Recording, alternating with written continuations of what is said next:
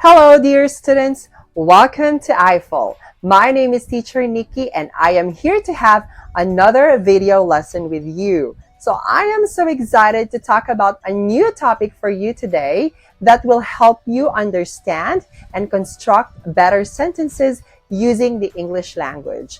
I know that these lessons will be very helpful for you to communicate using the English language that are grammatically correct and properly constructed, considering that we will be talking about some grammar topics. So I want you to concentrate on our lesson today, pay attention to our sample sentences, and please practice them very well even after the class. So let's go ahead and start our lesson. Let's go. So for this discussion, let's go ahead and talk about commonly confused words, okay? So some words look the same while the others sound the same.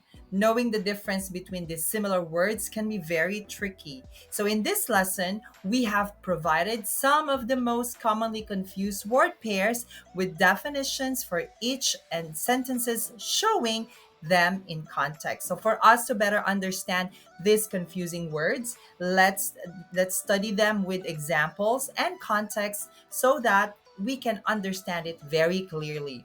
Now, let's begin with the word affect and effect. Okay?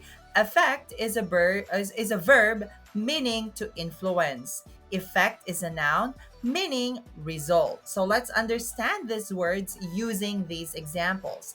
While the student didn't see how studying affected his test taking, the positive effects soon became clear. Okay? Remember that affect or affected here is used as a verb, while effect is used as a noun. And please take note that their meanings are actually different. Okay? Moving forward, so we have lie and lay. Lie is a verb meaning to recline or to rest on a surface, as if you are lying down, okay? Lay is a verb means to put or to place something. Like, for example, Kim lies down to take a nap every day at 3:30 p.m. Lies down, okay? Before falling asleep, Kim lays her bracelet on the table. So she put her bracelet on the table. So that's the meaning. Lie and lay. To recline, to rest. Lay means to put down something or to place something. Okay? Next one. Lose versus lose. Two words with similar sounds. Lose is a verb meaning to misplace. Okay? To lose it. Loose is an adjective meaning slack, movable, weak, or not too tight. Okay? So, like for example, I always manage to lose, okay, misplace, my loose fitting tank top. Not fit, okay, or slack, okay, tank top. So, please remember loose with L O and loose with L O O, okay? With their meanings and their differences. One is a verb and the other one is an adjective. All right, moving forward. So we also have one word versus two word combination. Okay, so sometimes we are confused if this is the right spelling or this is the right word to use in such situation. Now, people often confuse similar words that appear as one word or two words. Okay, this is particularly important when you are spelling something. They are used in separate contexts, however, and so learning when to use each will improve your writing's quality. Yes. Examples of one word or two word pairs include altogether, anyway, anyway, every day versus every day. Okay, let's figure out more examples that we have here. So, anyway versus anyway. Anyway is an adverb meaning regardless. Anyway is a phrase meaning any manner or any method. In short, really any way, okay? Let's see the examples here. I don't want to go to the party anyway, regardless. We could take any way we want to get to the party. All right? We could take any way, any method, any path, okay, any manner we want to get to the party. All right, so please understand the spelling if it's one word or two words. Okay, more example. We have than versus then.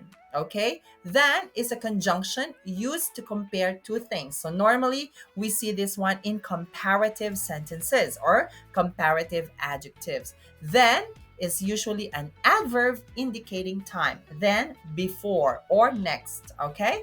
Do you think that Pepsi Cola is better than Coca Cola? So you can see that we are comparing here. That's why we use than.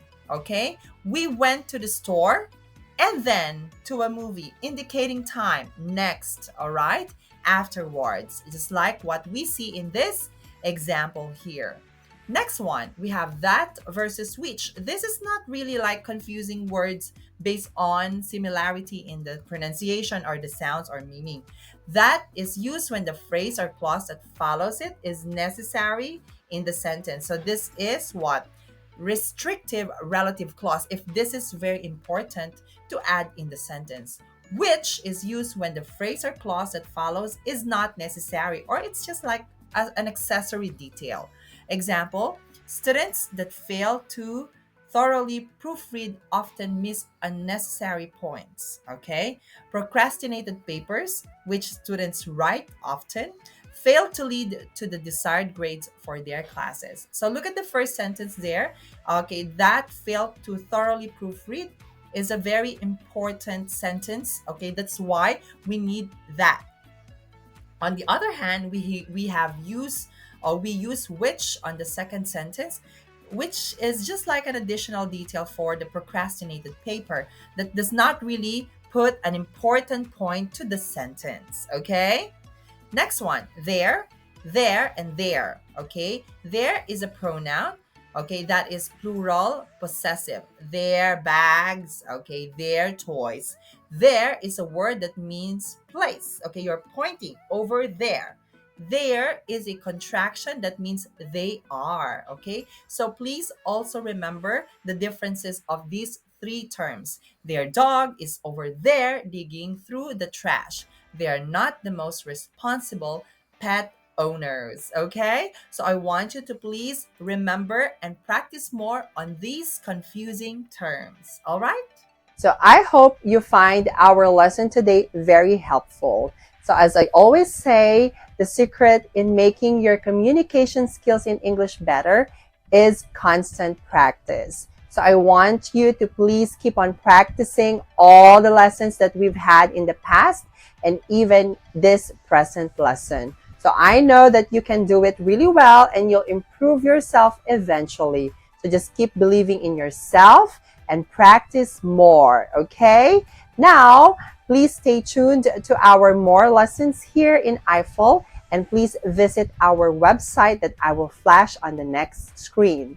I also encourage you to please subscribe to our classes because we have a lot of amazing teachers that will help you and guide you in improving your English skills. So once again, this is Teacher Nikki. So I'll just see you again on the next classes and video lessons that we're going to have. I know that we will have more amazing lessons in the future. So stay tuned and good luck. Study harder and I'll see you next time. Bye.